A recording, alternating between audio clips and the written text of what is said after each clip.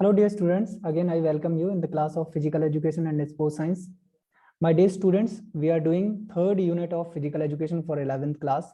The name of unit is Physical Fitness, Wellness and Lifestyle. इसमें सब topic जो है वो आज हम कर रहे हैं skill related component of physical fitness. In previous classes we were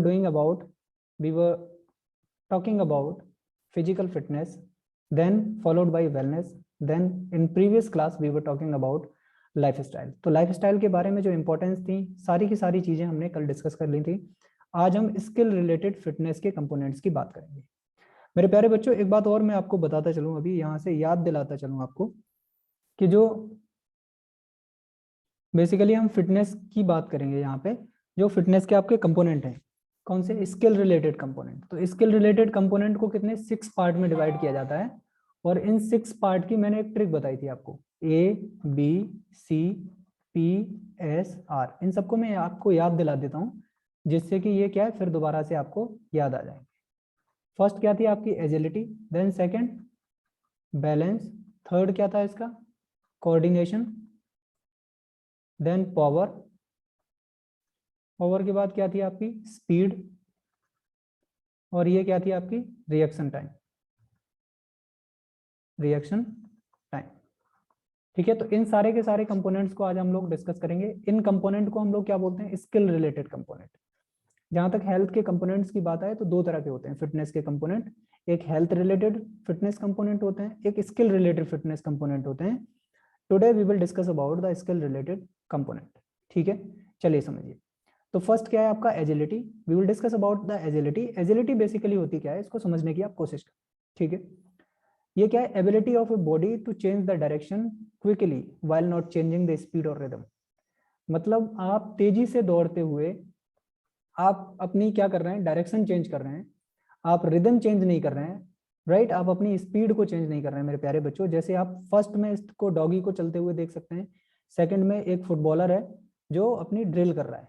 right, तो बेसिकली है क्या, अभी देखो इनमें से कहीं भी इस अपनी रिदम को चेंज नहीं किया इन लोगों ने, और ये क्या कर रहे हैं, अपनी डायरेक्शन को चेंज कर रहे हैं. तो एबिलिटी है क्या, एजिलिटी बेसिकली है आपकी एक आपकी प्रॉपर्टी है, एक आपकी एबिलिटी है किसकी, डायरेक्शन को चेंज करने की without changing the speed, right, और the constant rapid motion. So it is an ability to change the control direction position and the body while maintaining to the constant and rapid motion. ठीक है, चलिए आगे चलते हैं. अब बात करेंगे हम लोग बैलेंस की. Right, so balance is the ability to control stabilize your body while the person is standing still static and moving as a dynamic. जैसे कि यहाँ लिखा हुआ है, मैं आपको बता देता हूँ.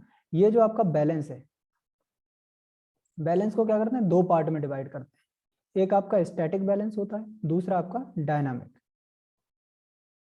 बैलेंस. ठीक है, अब स्टैटिक बैलेंस में क्या है, अगर आप रुके हुए हैं, राइट, अगर आप यहाँ पर रुके हुए हैं, अभी देखिए ये जितने भी फिगर हैं, जितने भी फिगर आपको दिख रहे हैं, इस कंडीशन में जो भी बैलेंस इनका है ये क्या है आपका स्टैटिक बैलेंस.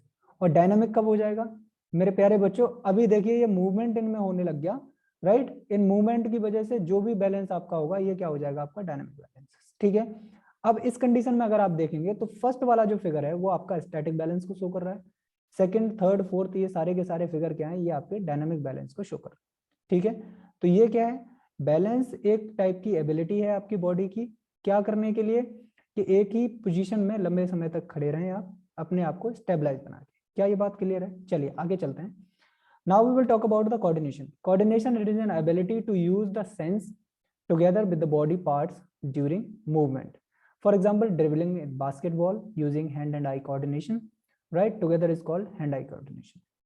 अब इस बात को आप समझें, ये क्या है बेसिकली, इसमें आप कोऑर्डिनेट मतलब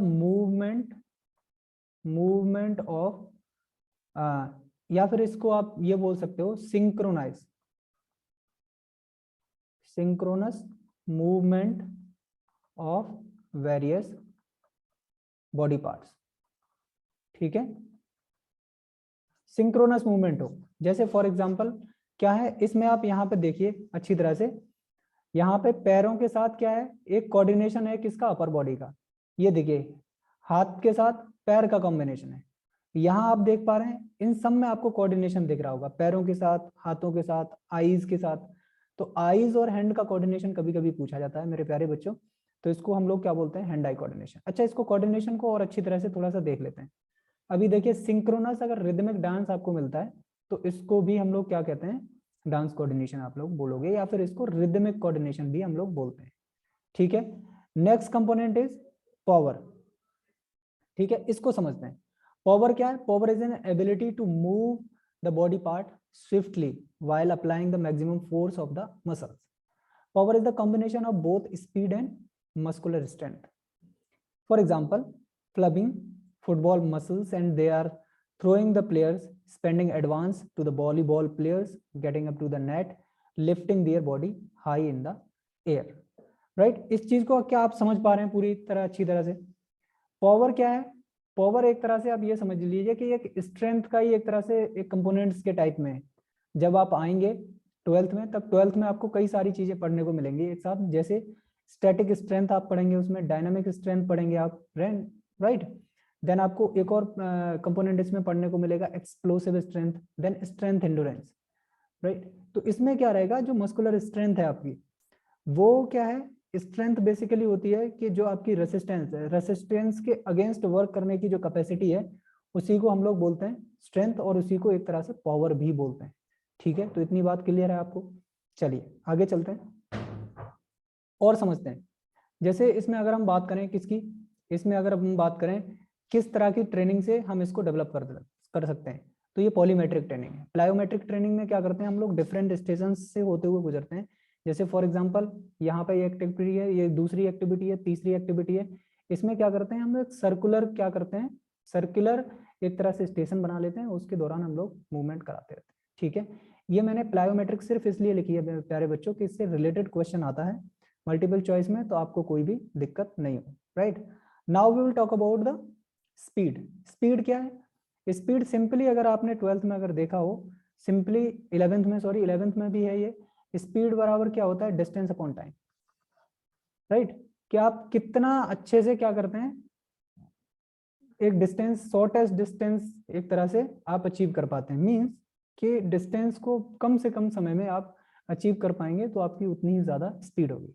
तो speed is an ability to move the body part of your body swiftly, बहुत तेजी से, covering a most distance in minimum possible time. ठीक है, इस तरह से यहाँ पे आप सारी चीजों में स्पीड देख पा रहे होंगे। राइट, स्पीड क्या है कि बॉडी मूवमेंट है, बॉडी पार्ट्स के मूवमेंट जो है वो कितनी तेजी से आप कर पाते हैं। ठीक है, बॉडी को आगे की तरफ मूव किया जाए, वो क्या है, वो बेटा एक पर्टिकुलर इवेंट है वो आपका रनिंग का। ठीक है, वो स्पीड क्या है ना, वो उसमें स्पीड क्या है, स्पीड एक तरह से स्किल है उसकी। ठीक है, इतनी बात समझ पा रहे हैं? चलिए आगे चलते हैं। देन रिएक्शन टाइम की बात करेंगे हम लोग। रिएक्शन टाइम से काफी क्वेश्चन पूछे जाते हैं हमेशा। Reaction time is the ability to reach the person quickly to what you hear, see, task, achieve और फील। फॉर एग्जाम्पल, अब इस चीज को आप समझिए, यहाँ पे इसको मैं आपको समझा देता हूँ, अभी सारी चीजें आपको क्लियर हो जाएंगी। रिएक्शन टाइम में क्या है, एक आपको स्टिमुलस मिला, स्टिमुलस आपको मिल गया, फिर उस पर आपने रिस्पॉन्ड कितना अच्छे से किया। आपका जो रेस्पॉन्स है,